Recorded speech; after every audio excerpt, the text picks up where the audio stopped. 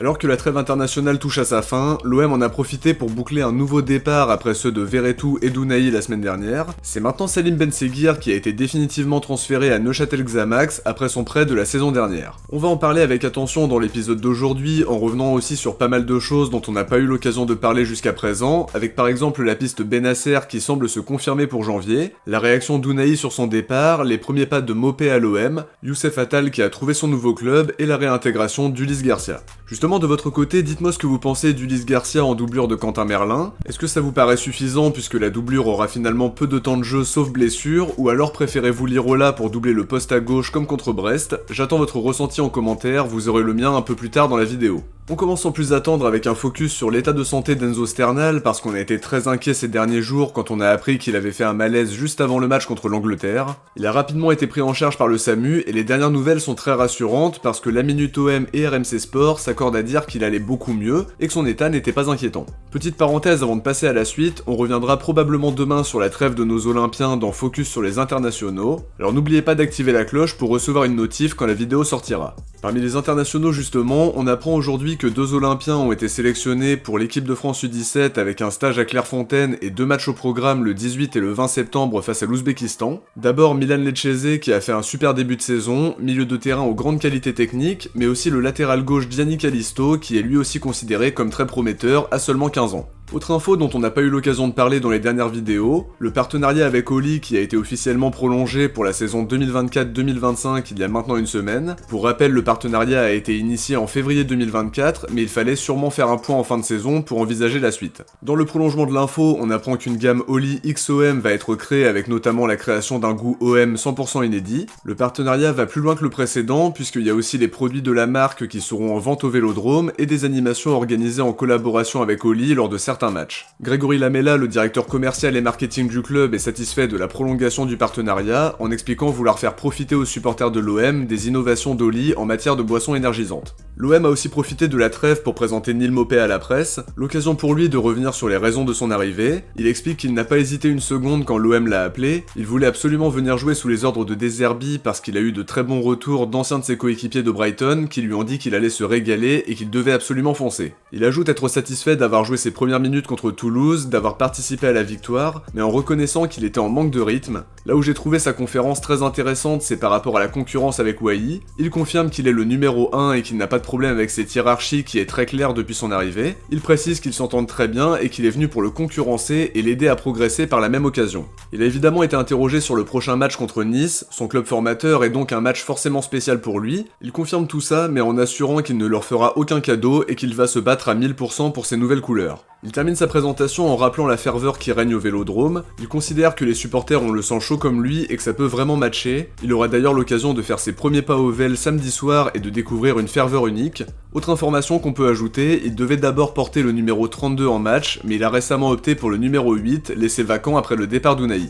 Justement, Ounahi a lui aussi eu l'occasion de s'exprimer dans les médias du Panathinaïkos pour revenir sur son mercato agité. Il confirme avoir reçu des offres importantes du Moyen-Orient, mais qu'il avait à cœur de trouver un projet où il peut être concentré sur le foot à 100%. Il a opté pour le Pana parce qu'il a senti qu'il le voulait vraiment, il a tout de suite eu un bon feeling avec le coach, et globalement il pense que c'est un choix bénéfique pour sa carrière. Sur ses ambitions, il explique vouloir retrouver son meilleur niveau en reconnaissant qu'il n'avait pas assez travaillé la saison dernière, mais en rappelant quand même que sa dernière saison avait été compliquée par rapport à sa blessure et aux problèmes personnels dont on a déjà parlé. Il considère que le Pana peut lui permettre de se relancer en montrant sa nouvelle mentalité dans un club qui compte absolument sur lui. Roberto De Zerbi a lui livré ses vérités sur le mercato auprès de quelques médias. Le coach italien est revenu notamment sur la question des indésirables en expliquant qu'il avait décidé de les écarter parce que l'OM avait besoin d'un changement radical. Il considère que Bemba, Lopez, Verretou et Klose sont de très bons joueurs mais qu'il fallait repartir sur autre chose. Concernant Ounahi, la situation serait un peu différente, il savait qu'il voulait partir depuis le début et c'est pour ça qu'il a peu joué pendant la prépa. Il ne semble pas lui fermer la porte définitivement en expliquant qu'ils allaient le suivre pendant son prêt en Grèce, en rappelant qu'il était toujours sous contrat pour le moment. Il est aussi revenu sur le cas Rongier qui revient timidement de sa longue blessure. Il le voit maintenant comme un joueur important qui peut être utilisé à différents postes, mais qu'il devait montrer sur le terrain qu'il mérite d'avoir sa chance, sachant qu'il y a de la concurrence dans son secteur de jeu. Pour l'instant, je trouve ça déjà très bien de le voir entrer quelques minutes, faut vraiment éviter une rechute donc c'est normal que son temps de jeu soit limité pour l'instant. À côté de toutes ces questions-là, et plus généralement, Roberto De Zerbi se dit satisfait du mercato, il y avait beaucoup de changements à faire, un effectif qu'il fallait reconstruire à 100%, la situation délicate des indésirables qui n'a pas aidé, donc à ce niveau-là, la direction a fait son taf. Évidemment, il y aura des ajustements à faire sur les prochains mercatos, mais il y a déjà une bonne base de construite. Il est également satisfait que le projet soit orienté vers l'avenir avec le recrutement de plusieurs jeunes qui sont venus pour jouer plusieurs années ici, et sur qui le club veut créer de la valeur. Le mercato d'été à peine terminé, on a déjà une piste bien concrète pour le mercato d'hiver avec Ismaël Bennacer qui était espéré sur les derniers jours du mercato mais ça n'a pas pu se faire. La Provence confirme qu'il veut toujours venir en janvier, apparemment De Zerbi l'a appelé récemment et lui a assuré qu'il se reparlerait au mois de janvier, et ça semble plutôt logique. Il y avait un accord avec le joueur, en plus les départs d'Unai et de Verretou allègent considérablement la masse salariale, donc c'est pas illogique de revenir à la charge cet hiver. En revanche, il y a une mauvaise nouvelle, il s'est blessé pendant le rassemblement avec l'Algérie, une blessure qui semble sérieuse comme on a pu le voir sur les images de Bennacer à l'aéroport, mais reste à savoir combien de temps il va être écarté des terrains. Une recrue supplémentaire au milieu semblait finalement être une priorité puisque Tutto Mercato Web confirme que De Zerbi était très intéressé par Samuel Ricci, mais ça s'est pas fait. Tutto Sport confirme aussi l'intérêt prononcé pour Locatelli qui a finalement décidé de rester à la Juve mais qui était l'une des priorités. À l'heure actuelle, la piste la plus chaude mène à Ismaël Bennacer, mais on en saura plus à l'approche du mercato hivernal. Cet épisode, c'est aussi l'occasion de parler de la nouvelle de la journée qui ne concerne pas uniquement l'OM mais tous les clubs français. Vincent Labrune a été réélu à la tête de la LFP pour un deuxième mandat de 4 ans. Il a obtenu 14 des 16 voix du conseil d'administration et 85,6% des voix de l'Assemblée générale. Il a donc été réélu sans trop de surprise parce qu'on s'y attendait, c'était clairement la tendance des derniers jours, et ce malgré la grosse polémique sur les droits télé et sur DAZN. Donnez-moi votre ressenti sur sa réélection, est-ce que ça vous inquiète? Est-ce que vous pensez qu'on va droit dans le mur, ou à l'inverse, est-ce que vous pensez qu'il peut redresser la barre? J'attends vos retours dans les commentaires.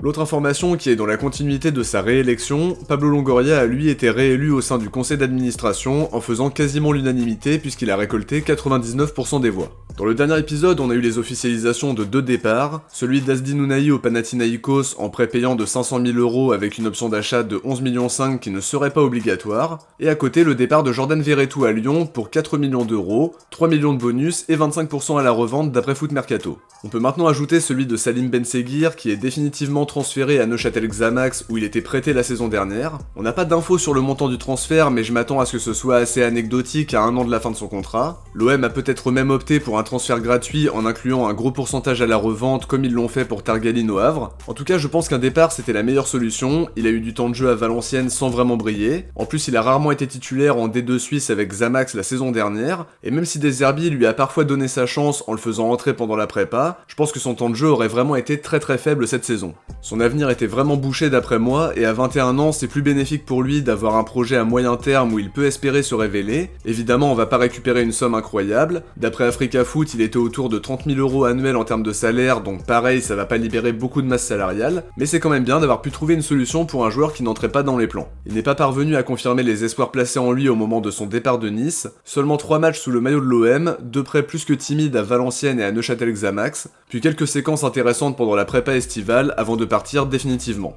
L'équipe expliquait aussi la semaine dernière qu'Ulysse Garcia allait être réintégré dans le groupe pro de De Zerbi pour être la doublure de Merlin. Il est apprécié en interne parce que c'est un joueur qui fait pas de vagues, qui est investi alors qu'il a été poussé vers la sortie 6 mois seulement après son arrivée, sans avoir eu l'occasion de faire la prépa avec le groupe. Perso je trouve que c'est pas une mauvaise idée, en termes de salaire il est autour de 900 000 € annuels, c'est pas hyper handicapant non plus pour une doublure, il ne jouera pas énormément sauf en cas de blessure, ça peut aussi permettre de faire souffler Merlin en Coupe de France et en fin de match quand c'est acté. C'est loin d'être un mauvais joueur, on a pu s'en apercevoir quand il était aux Young Boys, mais effectivement il n'a quasiment rien montré quand il a eu l'occasion de jouer à l'OM. A mon sens ça fera quand même le taf jusqu'au mois de janvier où sa situation sera sans doute réétudiée, mais ce sera à lui de saisir sa chance quand De Zerbi fera appel à ses services. Il y a une question qui est intimement liée à cette info sur la réintégration de Garcia. Lirola sera-t-il toujours au club le 13 septembre, jour de la fermeture du mercato en Turquie? Rappelez-vous, l'OM s'est mis d'accord avec Eyüpspor pour le transfert de Lirola, mais on n'en a pas entendu parler à nouveau depuis. Est-ce que ça veut dire que ça a capoté? Est-ce que ça veut dire que Lirola sera la doublure de Merlin comme contre Brest, et ce jusqu'au mercato d'hiver? On en saura plus dans les prochaines heures parce qu'un départ en Turquie reste encore possible jusqu'à vendredi. On devrait donc se retrouver avec Meite Murillo en concurrence à droite, Merlin qui sera doublé soit par Garcia, soit par Lirola selon les mouvements des prochains jours. On pouvait imaginer que Meite se concentre surtout sur son rôle de doublure en défense centrale et donc recruter un latéral droit libre ou éventuellement comme joker. Dans ce contexte, on restait attentif à la situation de Youssef Attal qui n'avait toujours pas trouvé de club et qui était dans la shortlist des dirigeants en début de mercato avant qu'il se ravise, donc un dossier qui aurait très bien pu être relancé dans la situation actuelle, puisqu'il voulait venir, mais ça restait une simple supposition liée aux rumeurs de début de mercato, mais on a appris hier que le dossier était maintenant totalement clos puisque Youssef Attal s'est engagé avec Al Sadd au Qatar. De mon côté, j'arrive à la fin de cet épisode, j'espère que ça vous a plu et comme d'habitude, n'oubliez pas de laisser un like avant de partir si vous avez aimé, ça permet de soutenir la chaîne et de mieux référencer la vidéo. Je vous invite aussi à vous abonner en activant la cloche pour ne rien louper des prochaines vidéos, avec notamment le nouvel épisode de Focus sur les internationaux qui devrait sortir mercredi. D'ici là, n'hésitez pas à aller voir le dernier épisode de Que sont-ils devenus qui est sorti vendredi, le lien sera en commentaire épinglé et sur l'écran de fin de vidéo dans quelques secondes. Si vous avez regardé cet épisode jusqu'au bout, écrivez Garcia dans les commentaires. De mon côté, je vous dis à très vite pour une prochaine vidéo. Ciao, portez-vous bien et surtout allez l'OM.